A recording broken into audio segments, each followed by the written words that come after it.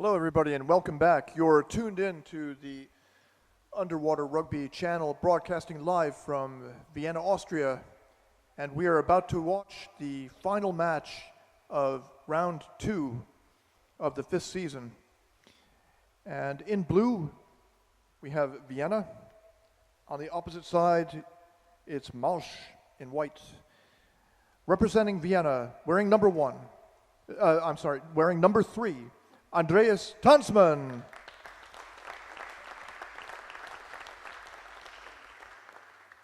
Number 5, Matthias Burm.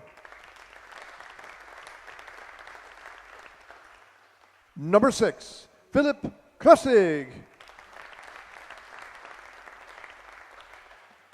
Number 9, Juan Erazo.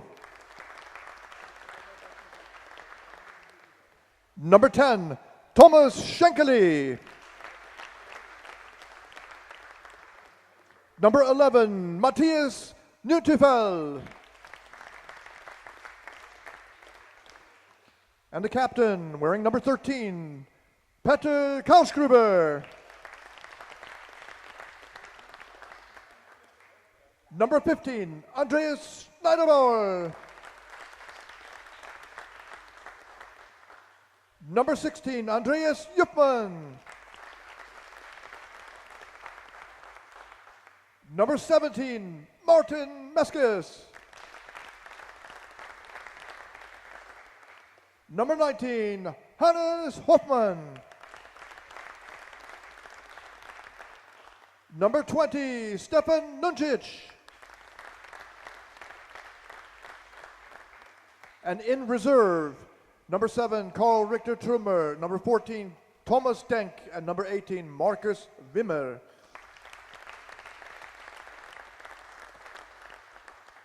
The head coach, Heinz Fruberth.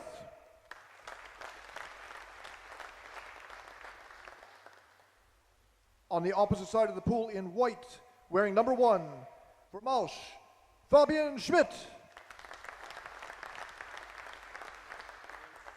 Number 2, Sascha Büchner. Number 4, Martin Schottmüller. Number 7, Laura Büchner. Number 9, Christian Forschler. Number 10, Jochen Schottmüller. Number 11, Mikael Wiesel. Number 12, Johannes Wiesel. Number 13, Christian Staubach. Wearing number 14, the captain, Christian Provold. Number 18, Darius Hettinger. And number 23, Colin Lively. In reserve, number 5, Jens Dingle. Number 15, Alexander Wicht. And number 19, Sascha Lang. And team leader, Reinhard Schottmüller.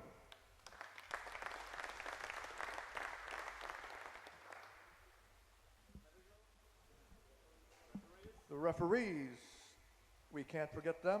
They've worked so hard the entire weekend. On deck, Robert Glock.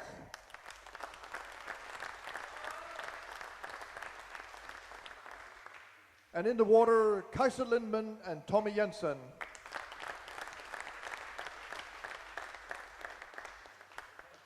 And the protocol referee, who may or may not be here, Wolfgang Denk.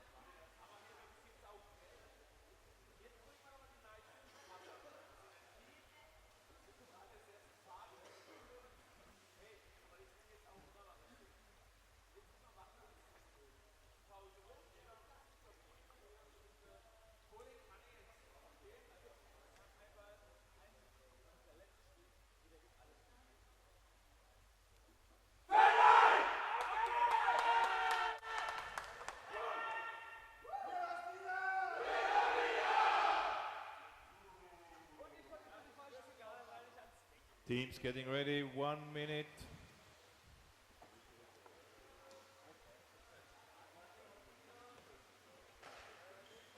Back on the air, and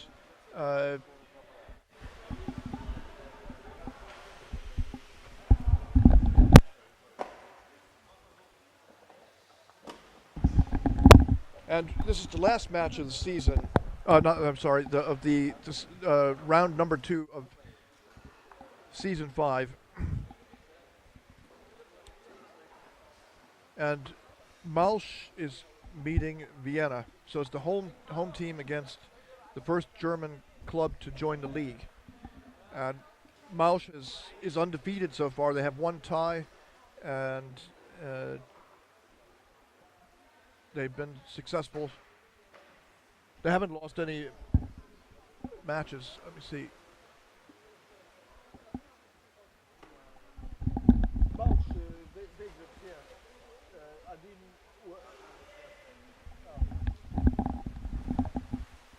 So they're pretty happy with what's going on.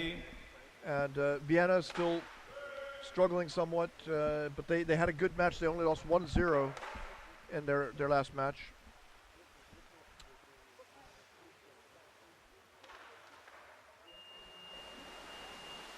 And they're off. First to the ball is Malsch. They come up above from the right side, and it's typical to see this. Wiesel holding the ball now. They don't go straight into the goal. They always like to first establish some stability, and now they're doing it. Provald has the ball, and they come in, and a screen coming in on the right side underneath. And Vienna manages to lock the ball up and head to the surface.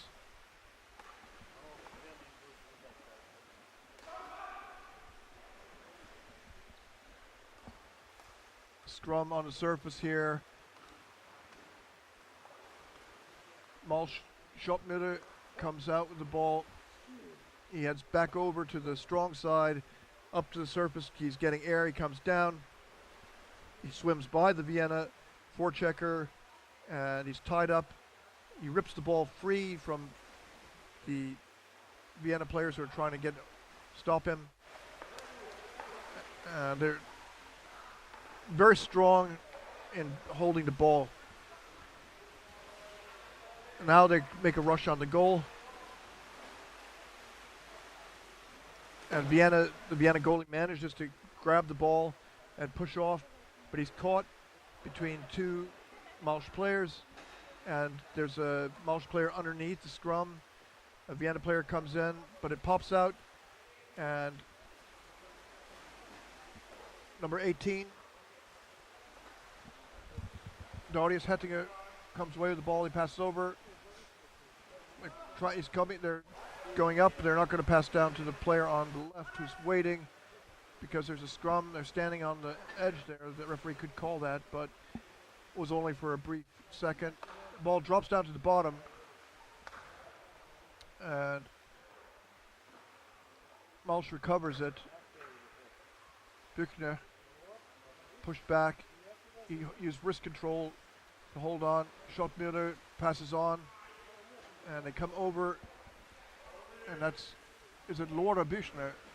She took the ball further in, then moved out, and they've gone over to establish possession again. This is what I expected them to do, but they are not waiting very long before they go in, so they're not so afraid of Vienna, really. They're not showing, they're not playing around a long time. They're willing to go in and make it physical from the very beginning. So what do you think, Sultan? Malsch is not very worried about Vienna's ability to take the ball away from them. No, they are not concerned. They're pulling every force in front. But Vienna gets the ball and it heads to the other side. I think that was Juan Pablo Iraza who started that counter. And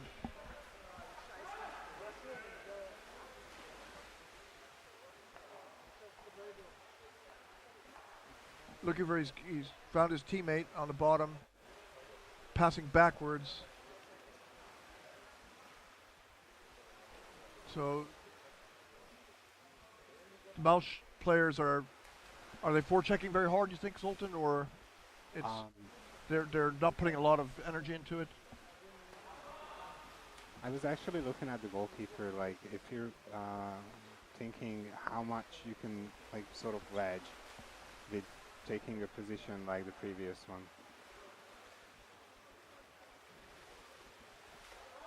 Locked up in a scrum, and two Malsch players are trying to take the ball away, but they don't succeed, and a Vienna player manages to pass down to a teammate who comes in. He's got some hard forechecking there from Jochen Schottmüller, and the ball's taken away. Malsch comes up on the far right side, then a lateral move all the way back over, and now they're on the bottom coming over, and he's looking upwards so he can see if anybody's attacking him from the exchange bench. So good awareness. Now they change sides, go over to the right side into the corner, going up, looking to set up some sort of a wave. And I think that was, who was that who did? Holding on to the ball, waiting. But if you notice, they are not attacked by the Vienna. No, Vienna's players. passive. Yeah. They might be disciplined on the defense, but they don't have like strong attack.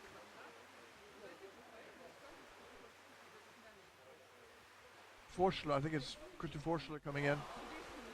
And they're shoulder in the basket. Is that what you were saying? Yes. So there's a halt.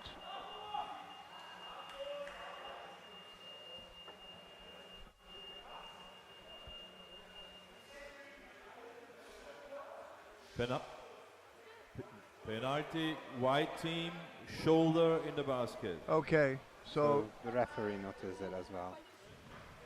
Penalty, white team, shoulder in the basket. So that means it'll be a penalty shot here. Reserve player, take a towel over the shoulder.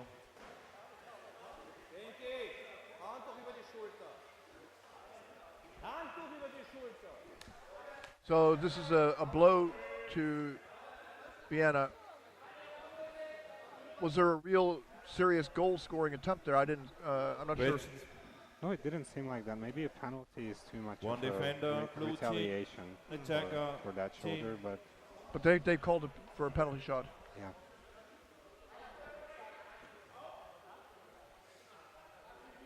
So teams getting ready. Number 11, Matthias Nüntefel, is climbing out of the pool, and the player who's going to take it is who's going to defend.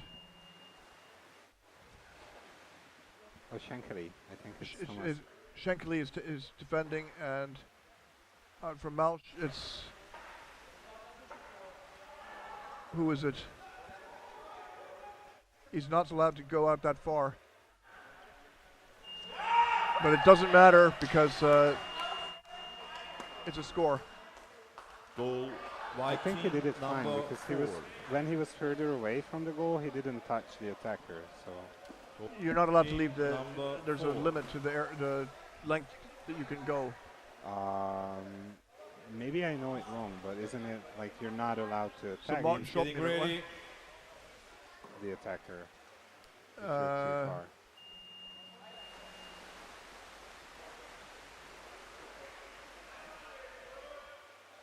I thought there was a rule that said you're not allowed to go a certain distance. You have to be within. If you come up to the surface for air, that's more distance than that. I think it forbids the goalkeeper from attacking the attacker from too far. Okay. From the goal, because then if the attacker surfaces for air, you could tackle as a goalkeeper on the surface as well. But maybe hopefully someone in the comments can have also a solid opinion about this, but we'll see. But I think it was fine because he stopped He didn't. tackling. He didn't the grab. attack. No. Yeah. So Vienna pressing, and they score. Oh. Vienna has scored.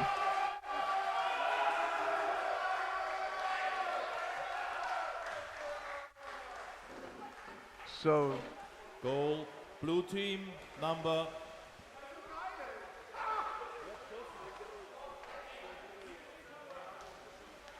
Goal, blue team, number 13, assist, number 17. So Patrick Kalsgruber, the captain of the team, Teams getting got help ready. from Martin Meskis to score. And Kalsgruber is a very fast, opportunistic player who is not a captain by accident. He's extremely committed to underwater rugby. He's extremely well trained, and he is an exciting player to watch. And now he just proved why. So Kalsgruber has equalized with an assist by Martin Meskis. Meskis is the player who scored the goal for the first win against Akkeren in Copenhagen. I don't know if you know about that. So Vienna got their first win the last round.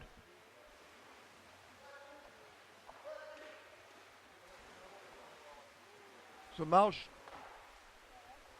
from above looking to pass below, didn't find it, so they back out, and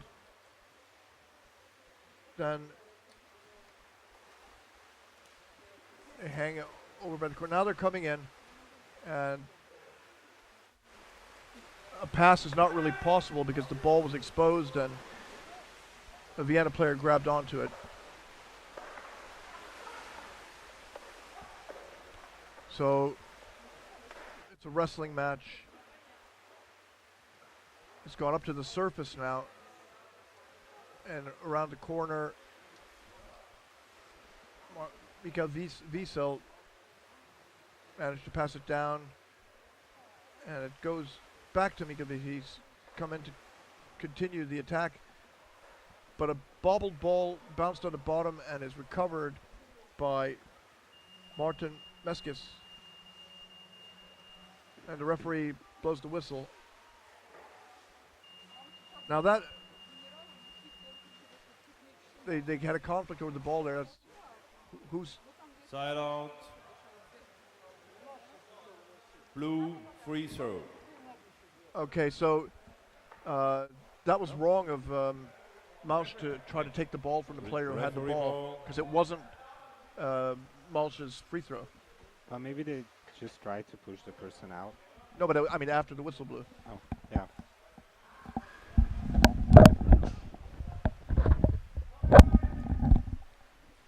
Pardon me.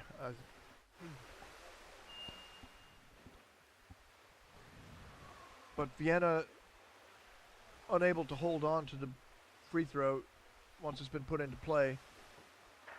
And they're wrestling on the bottom. And the Malsch player rips it away and passes it over to Martin Schottmüller. They're down on the bottom now. They're coming over. Johannes Wiesel, I think he got the ball. He's over on the wall. He's pushing. He's going in. He tosses it up. I don't know, it was batted away. Bounced off the wall, briefly recovered by Malsch.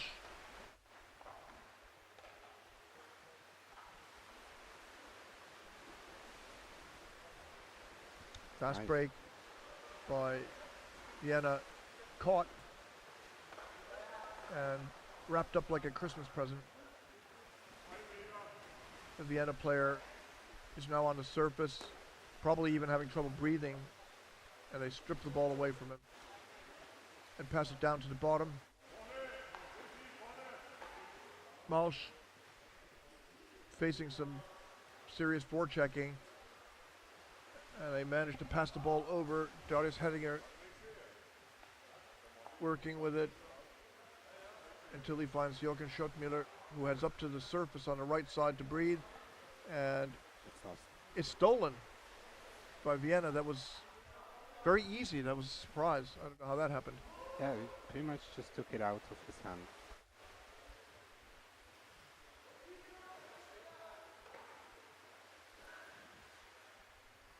Schultmiller passes down. They're on the bottom. No back in place, and they're working, pushing, and over on the right side now. Malsch is trying to set something up.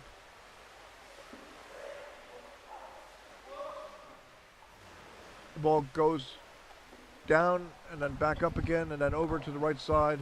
They have too much opportunity to pass the ball around. Like the Austrian players are a bit too held back. They should be attacking more forcefully. Yes.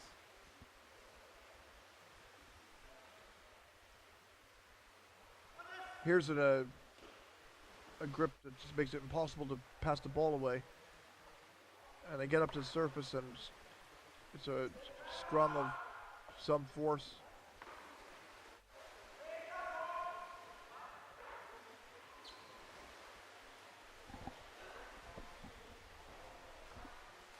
Oh, they're blocking the way, and he gets it over to the side, and it's a good opportunity now, but the forward or the back manages to push the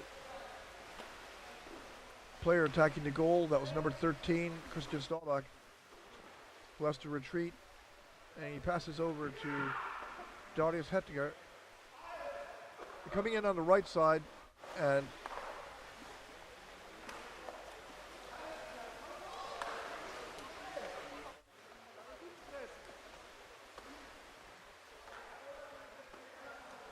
now it's another break by Vienna. And it was Petter Kaulstruber again, who's a fast player. But this time, he's unable to maintain possession of the ball. Instead, he ends up on the back of the player who got it from him and tugging him in the direction of the goal. And there are a couple of other Vienna players there tugging away. U nas je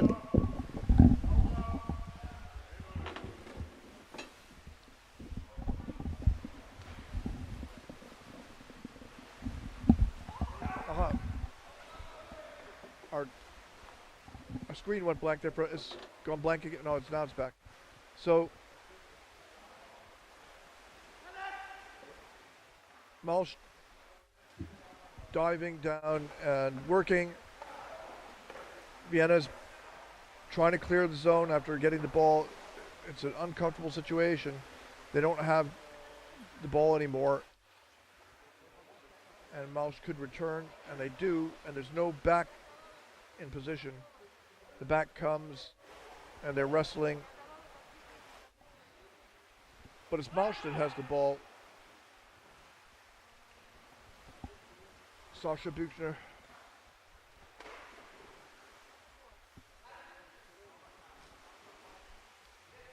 So Zoltan, what do you think is happening now? The score is surprisingly low. Yeah. One would have thought that Malsch would have scored 3 goals by now, or 2 at least.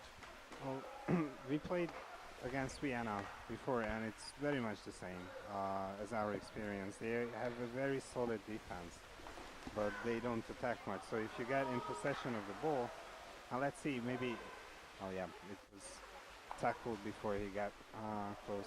So if you're in possession of the ball and if you're not going close to the goal, let's hope. No. Then you're not risking losing it because they won't attack you. Yes. First half.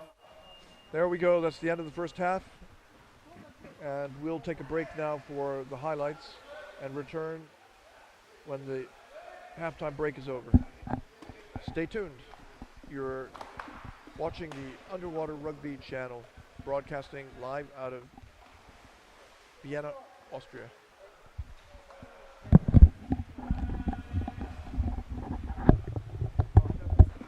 So what I mean, Zoltan, is that although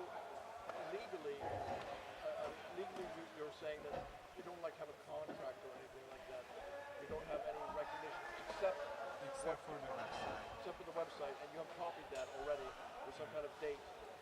So, is there,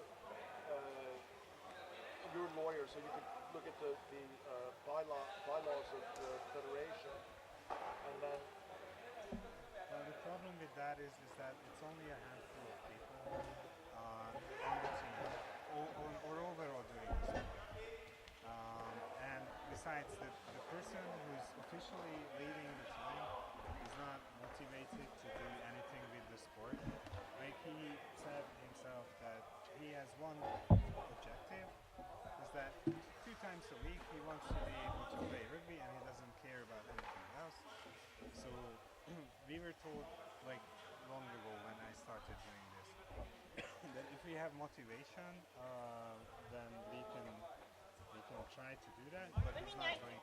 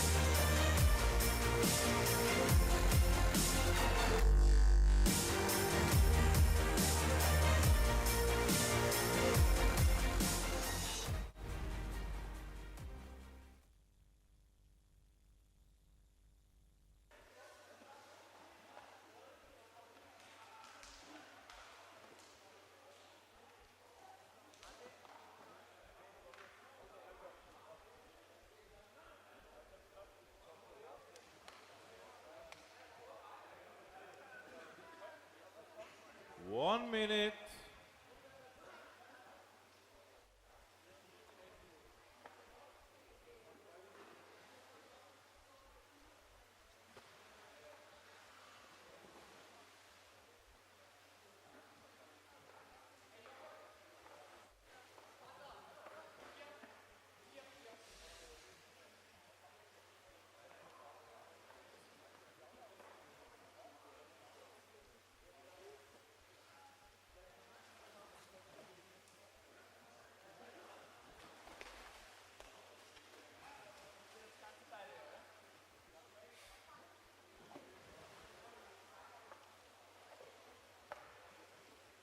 Teams getting ready.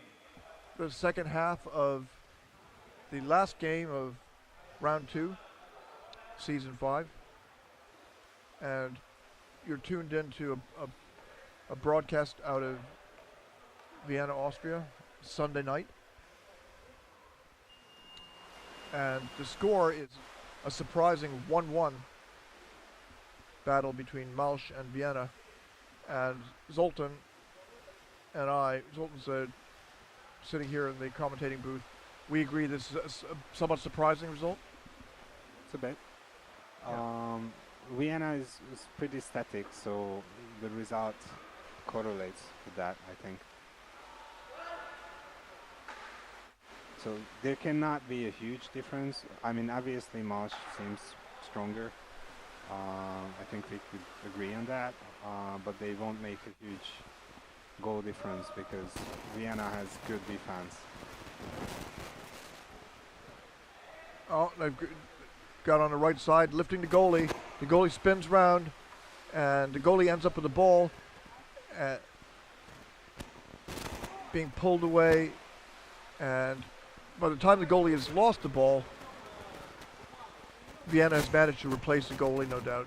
Although we couldn't see, it was not visible from what was showing on the screen. So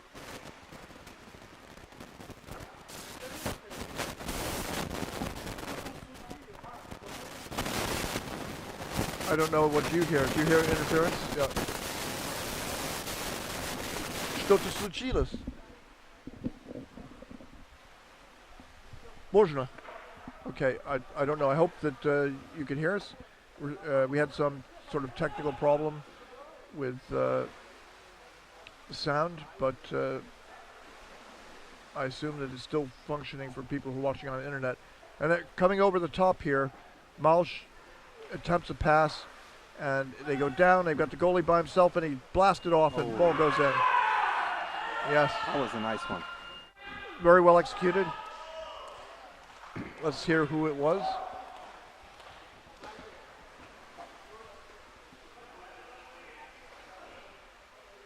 Number 14 raised his hands, though. That's Christian Provold. Yeah, he knocked the goalie off completely in a very standard classical move. So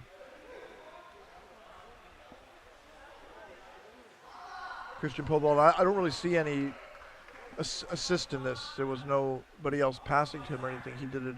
I would disagree. He was in a great position, and yeah. Did he get a pass? Yeah, he got it from the very top, so it was a long pass. So it was an assist, but they didn't say who it was, or I didn't hear him say anything. Me neither.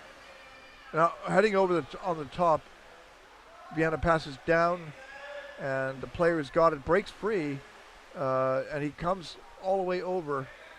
It wouldn't surprise me if it was Petr Kalstruber, but they're fighting around the basket, and Malsch ends up with the ball. Although the Malsch player was completely controlled by 3 players, and now Vienna. That was unfortunate. Vienna struggling with the ball on the right side. Check. They pass downward. Check. And now Vienna's coming in, lifting out the goalie by the leg. Check.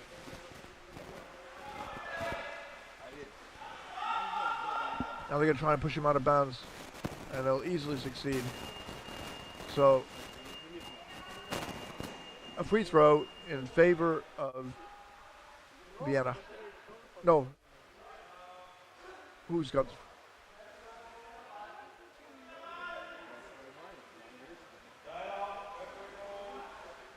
A timeout's been called. What? Referee ball. Referee ball. Okay.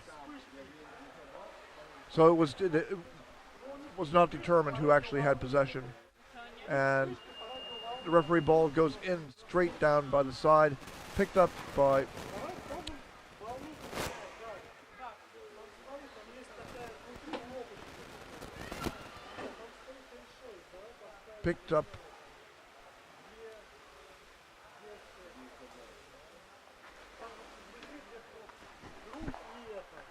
by Malsch.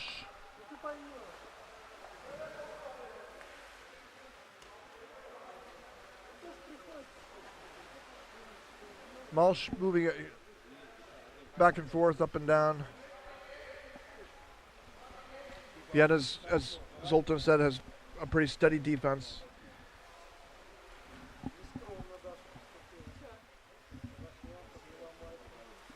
The way is being blocked by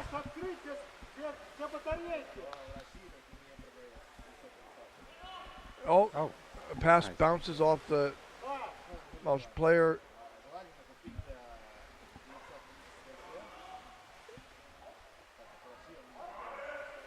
Well, they're fighting over the ball on the surface here. The scrum is between 4 players, 2 from each team. Check. check, check, Uh, check, check, wow. That was really check, check, check, check, check, check. impressive, the way he jerked that. That guy was, the way he got that ball away, it was a lot of speed and strength in that ripping movement. It was impressive. Out back.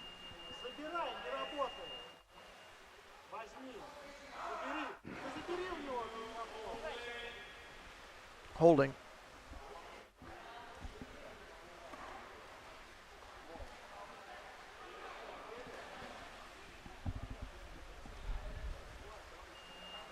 Free throw put into play. And Malsch is using the opportunity to get directly over to the goal.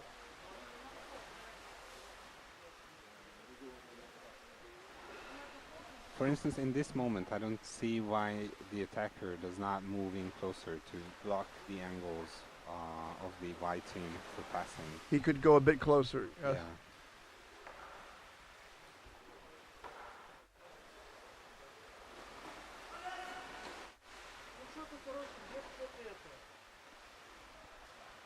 So, rather with ease, the Malsch player holds on to the ball. The Vienna player just couldn't get the ball. He couldn't even suck him further in. Didn't have the energy or not the strength. I think it's a question of style and approach to the game. I mean... Oh, but Vienna now has got the ball.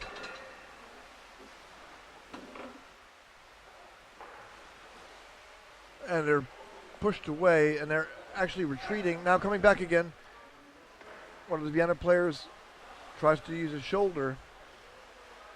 He's going like a tank. And now is this floating up, fighting over the ball, floating up above Malsch's basket.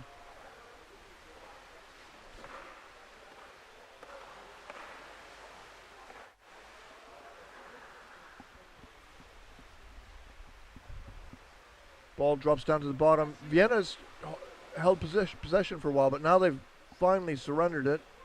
And one of the players catches the ball at the bottom, passes it over, bounces off the hand of his teammate, and then the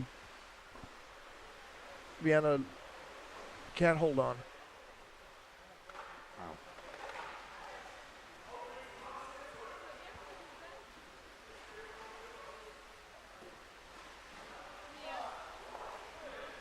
Streaking in now.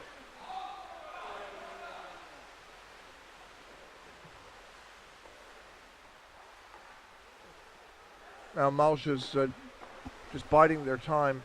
They have a 2-1 lead. Now what do you think, Zoltan? Are they happy with this lead, or do they want to enlarge it? Or I think they are not pushing as strong as they could, so I think they are happy with it. They want to preserve this 2-1, or at least the lead. It's just good enough. Yes. And they feel secure in their defensive work. Or maybe we're not, seeing the most of the action still, because, for instance, before they got to this half of the what?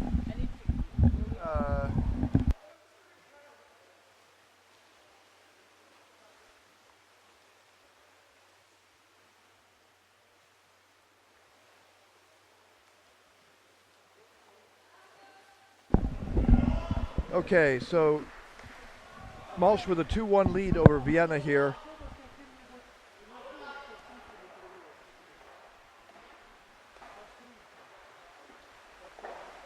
.6:30 showing on the clock.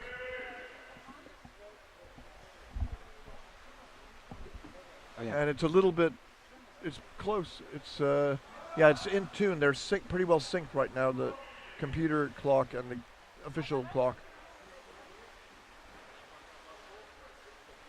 Schottmüller makes a long pass, but it's not good enough. And Philip Kressing picked it up.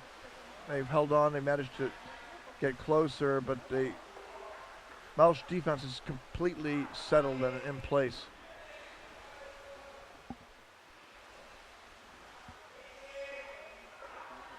Now over the side.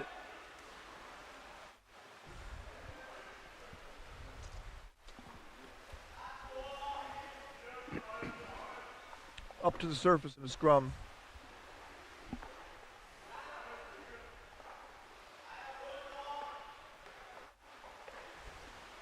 Vienna coming in, challenging. They've got a man on the bottom in a good position. Can they get the ball to him? No. No, it's already lost. Instead, it's Malsch coming out.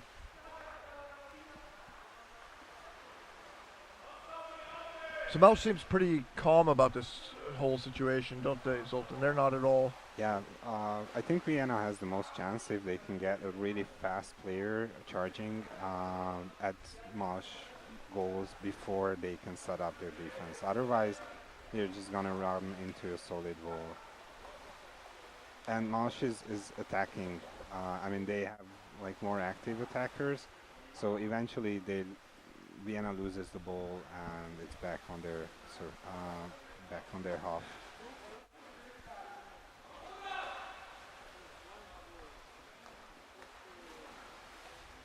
So here they can, all three of them, they can pass around without being intruded by any player from Austria.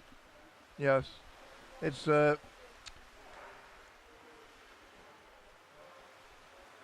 because the German club's players are very good at holding on to the ball under the armpit.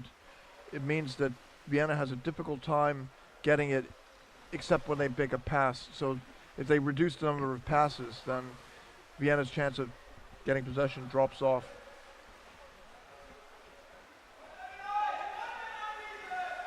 So here's another example. They just wrestle and wrestle.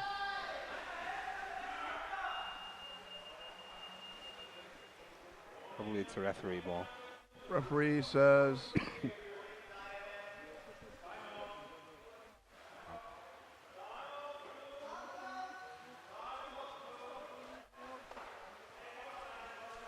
so what's going on here?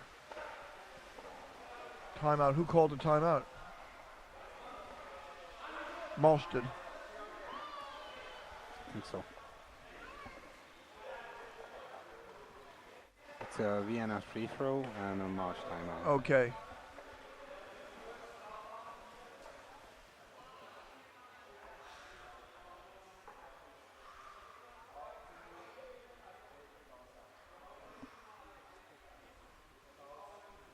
This is probably the first time ever there have been sponsors on the uniforms.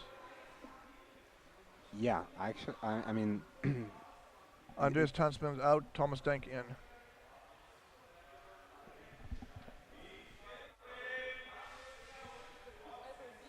Well, I'm sorry, what were you saying? Well, that it was surprising to see the logos down there in the pool as well, but it's a great thing. So, thumbs up for the Austrian teams for setting these things up.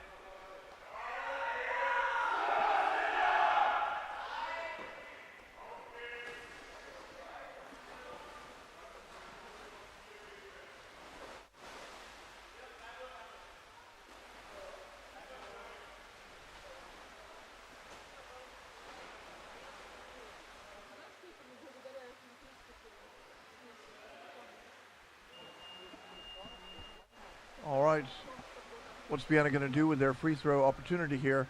Coming in on the right side, they pass back, and they're forced all the way down to the bottom where they bobble the ball and struggle to maintain possession.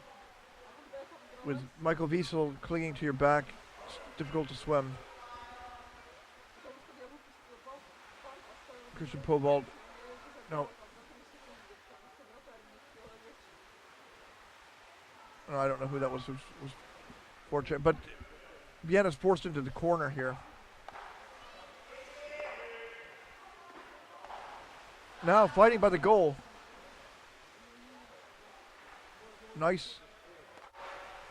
Vienna's got a good position. But it ends up as another surface scrum.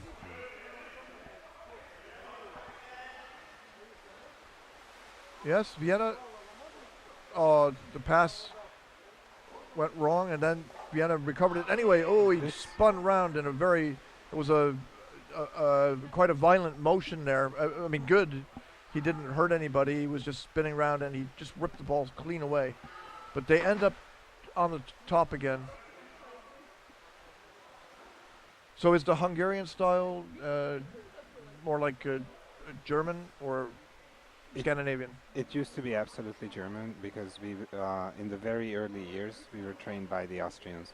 Okay. So solid defense, solid positioning, ball always locked up at the armpit. But as we got more and more Finn swimmers, it changed and shifted towards Colombian style. Okay, so stylistic change as a result of... And I suppose the other pools are much smaller than this, right? In the Euroleague. Depends. This is 20 meter long and 4 or 5 meter deep. It's probably calls for more space and speed and passing than the small pools. But I don't see that people are suffering to do the swimming, even though it's fairly deep. They're driving over it by the... It's out of bounds. Way out, yes. Yeah. It's going to be a referee ball, or... Yes.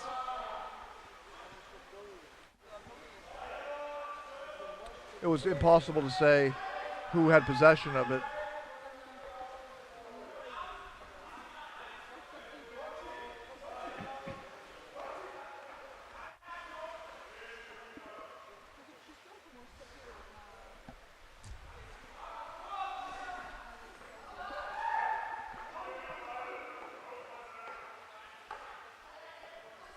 The referee swims up with the ball, and that's an indication that's going to be a referee ball because the responsibility for delivering the ball goes to the referees instead of the players.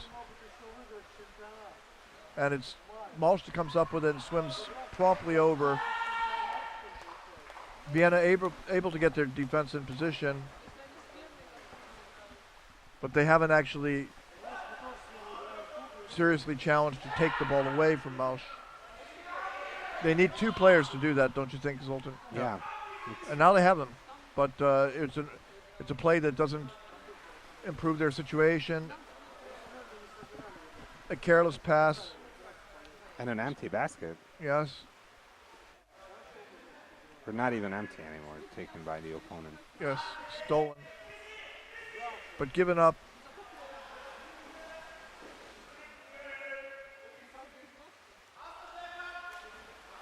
And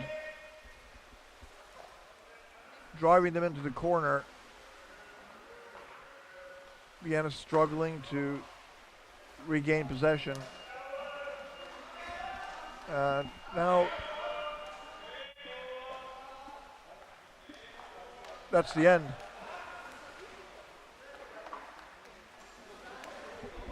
So that's the game here, the final game of the round. And Malsch remains undefeated, and Vienna, I think, can be pretty happy. They played a quite respectable game, don't you think so? Yeah, it was nice. Well, there's going to be an interview in German. I'm going to check on that, but on my behalf, as far as I've gone, I'm going to say goodbye. Thank you for tuning in to the English language commentary and broadcast. Thank you, Zoltan, for joining me here. Thank you. And so if you're interested in the German interviews, they're coming up soon. And I'll just ask here. Interview.